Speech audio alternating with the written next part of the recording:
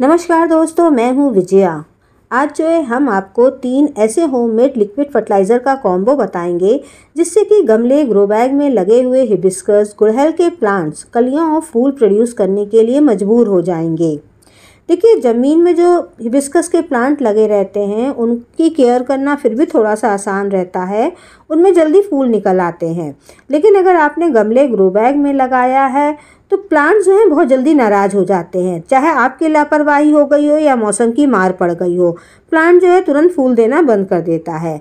तो आपको कुछ बातों का ध्यान रखना है जिससे कि उसमें बराबर से फ्लावरिंग होती रहेगी। हमने जो है ये काम इधर जो था फरवरी के लास्ट वीक से करना शुरू करा है और 1 महीना होते होते मेरे प्लांट ने जो था कलियां प्रोड्यूस करना शुरू कर दिया है और इस समय ढेर सारी कलियां आ रही हैं। तो जो हम आपको 3 होममेड फर्टिलाइज़र का कॉम्बो बताएंगे, उसे डालने से पहले आपको जो है 2 बातों का विशेष ध्यान रखना है।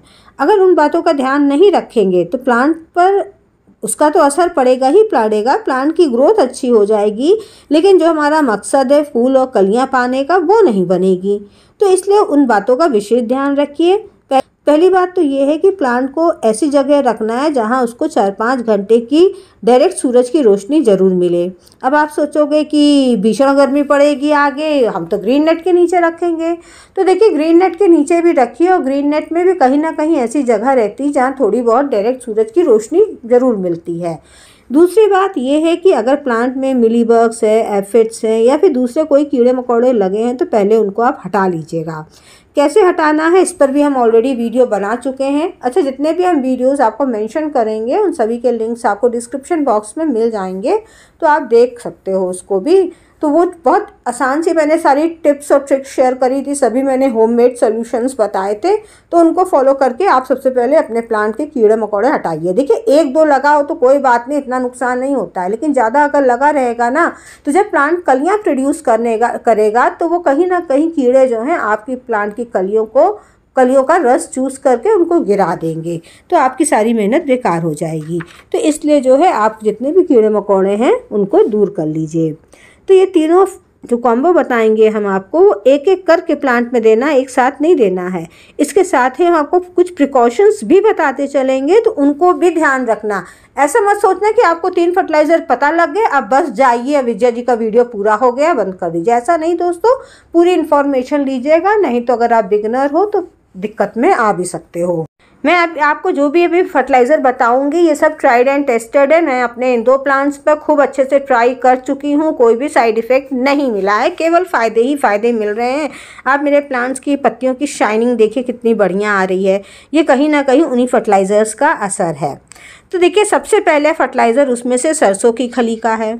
अब आप ये बोलोगे कि गर्मी आ रही है, आप सरसों की खली बता रहे हो। उसका सलूशन ये है कि आप जो है सरसों की खली में, हम लोग पानी भी मिलाते हैं ना, तो जितना पानी अभी तक आप मिलाते रहे हो उसको 3 गुना ज़्यादा पानी मिला दो। और अभी जो है आप सरसों की खली को जो है कम से कम 15 मई तक तो आराम से यूज़ कर सकते हो। मैंने इस पर भी वीडियो बना रखा कि गर्मी में मैंने यूज़ करके आपको दिखाया है सरसों की खली का फर्टिलाइज़र अपने प्लांट्स पर। तो इतना कोई साइड इफ़ेक्ट नहीं होता, बस आपको पानी की मात्रा बढ़ा लेनी है। सरसों की खली में दोस्तों NPK यानी कि प्लांट की ग्रोथ के लिए नाइट्रोजन, फास्फोरस और पोटाश चाहिए होता, भरपूर मात्रा में रहता है। तो उसके लिए जो है प्लांट की ओवरऑल ग्रोथ बहुत अच्छी होती है, बहुत सारे माइक्रोन्यूट्रिएंट्स भी रहते हैं। तो आप सरसों की खली को यूज़ कर सकते हो। इसके बाद जो है सरसों की खली में जो चीज़ की कमी है, मतलब फास्फोरस और पोटाश की थोड़ी बहुत कमी मिलती है, तो उसके लिए दूसरा फर्टिलाइज़र हम यूज़ करेंगे बनाना पील का, मतलब कि केले के छिलकों का फर्टिलाइज़र यूज़ करेंगे। कितनी मात्रा लेनी, क्या लेनी, इस पर सब पर डिटेल वीडियो बने हुए हैं दोस्तों। तो उसमें बनाना पील में जो है पोटेशियम जो होता है भरपूर मात्रा में मिलता है। तो उसमें अगर आपके में जो सरसों की खली में कमी है ना, इसमें जो है बनाना पील के फर्टिलाइज़र में पूरी हो जाएगी। तो आप जो है बनाना पील का फर्टिलाइज़र यूज़ कर सकते हैं। कैसे, क्या ड्यूरेशन में यूज़ करना, अभी आगे बताएंगे। ये दोनों ही फर्टिलाइज़र्स के वीडियो ऑलरेडी हम बना चुके हैं। तीसरा जो है वो है चाय की पत्ती यानी कि टी लीव्स का। टी लीव्स का अभी तक हमने एक भी वीडियो नहीं बनाया है, इसलिए हम आपको बता रहे हैं। अच्छा, ये भी हम बताएंगे कि किसी कारणवश आप इनमें से कोई फर्टिलाइज़र मिस करते हो तो उसका सब्स्टिट्यूट क्या है, ये भी बताएंगे। टी लीव्स पर हम आपको फर्टिलाइज़र बता रहे हैं ऐसा जिसमें कि झटपट वाला रेडी हो जाता है। देखिए एक का थोड़ा सा टाइम प्रोसेस ज़्यादा लगता है, लेकिन हमने आपको कहा है कि जल्दी आपके में प्लांट में फ्लावरिंग होगी, तो उसके लिए थोड़ा फर्टिलाइज़र वगैरह भी फटाफट तैयार करना है। तो इसके लिए हम जो यूज़ करते हैं, लेते हैं 1 लीटर नॉर्मल पानी, उसमें जो है 1 चम्मच चाय की पत्ती डाल देते हैं।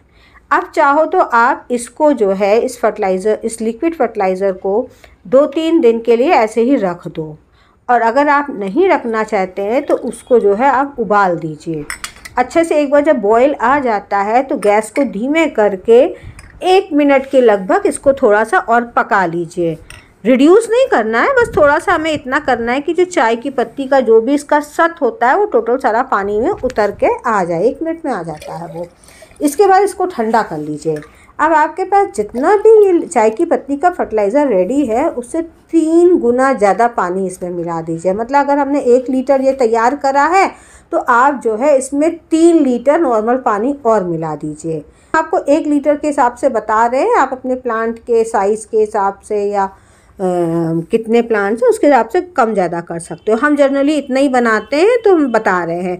तो इसको जो है आप ऐसे ही, अगर चाय की पत्ती आप उबालना नहीं चाहते हो तो उसको ऐसे ही आप 2-3 दिन कर लीजिएगा, फिर उसमें जो है 3 गुना पानी मिला दीजिए, तो बात वही पड़ जाती है। इसके बाद जो है आप अपने प्लांट में डाल दीजिएगा जो भी फर्टिलाइज़र डाल रहे हो आप, चाहे सरसों की खली का या फिर बनाना पील का या चाय की पत्ती का। कोशिश करिएगा हमेशा शाम के समय डालने की, और इसको डालने से पहले प्लांट की गुड़ाई कर दीजिएगा। जहाँ मिट्टी होती है ना हल्की हल्की में, बहुत ज़्यादा गहरी नहीं आपको गुड़ाई करनी, हल्के से खोद दीजिएगा बिल्कुल, ताकि जो कई बार क्या होता है ना मिट्टी बहुत टाइट हो जाती है, तो आप पानी कोई जैसे पानी डाला, फर्टिलाइज़र डाला, लिक्विड फर्टिलाइज़र, तो तुरंत ही एक साइड से बह गया।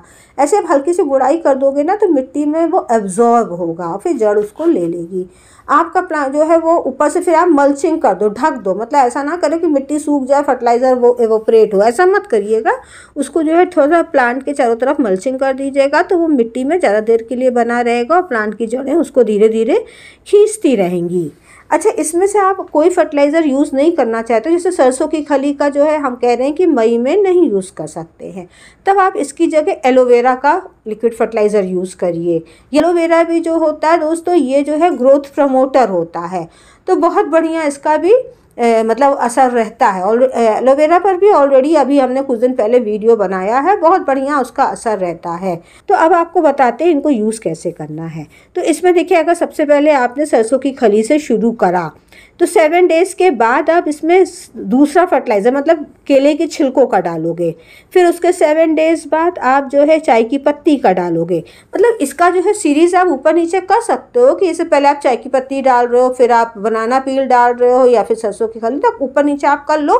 कहने का मतलब ये है कि एक फर्टिलाइज़र को आपको बार बार रिपीट नहीं करना है, तीनों फर्टिलाइज़र आपको चेंज करते रहने हैं, जिससे कि प्लांट में सभी तरीके के पोषक तत्व मिल जाएंगे। हर 7 डेज़ में आपको ये काम करते रहना है। एक बार तीनों फर्टिलाइज़र का साइकिल पूरी हो गई तो फिर से आप पहले वाले फर्टिलाइज़र में आकर के इसी चक्र को रिपीट करते रहिए। दोस्तों, प्लांट में जो है आप करोगे, शर्तिया आपसे हम कह रहे हैं कुछ दिन बाद जो है प्लांट कलियां प्रोड्यूस करने लगेगा। और सपोज अगर प्लांट कोई बहुत ही ज़्यादा कह दें है, वो भी जिद में अड़ गया है कि नहीं हमें कलियां देना है, तो आप प्लांट की जो है टिप में से थोड़ी थोड़ी सी बिल्कुल प्रूनिंग कर दीजिएगा। लाइट प्रूनिंग, हार्ड नहीं कह रहे, पिंचिंग भी कर सकते हो आप हल्की सी, तो उसमें से जो नई ग्रोथ आएगी वो आपका जो है उसमें कलियां आ सकती हैं। इन टिप्स को फॉलो करिए दोस्तों, आपका प्लांट जो है कलियां आना शुरू हो जाएंगी, और कलियां आएंगी तो वो फूल भी खिलेंगे। क्योंकि अब देखिए, इसीलिए हमने कहा ना कीड़े हटा दीजिएगा, क्योंकि कलियां रहेंगी तो कीड़े उन कलियों को खा लेंगे अंदर ही अंदर, तो फूल नहीं खिलेंगे ना। तो आपको सब चीज़ों का ध्यान रखना है। उम्मीद है वीडियो पसंद आया होगा। फिर मिलते हैं किसी नए वीडियो के साथ, तब तक के लिए नमस्कार।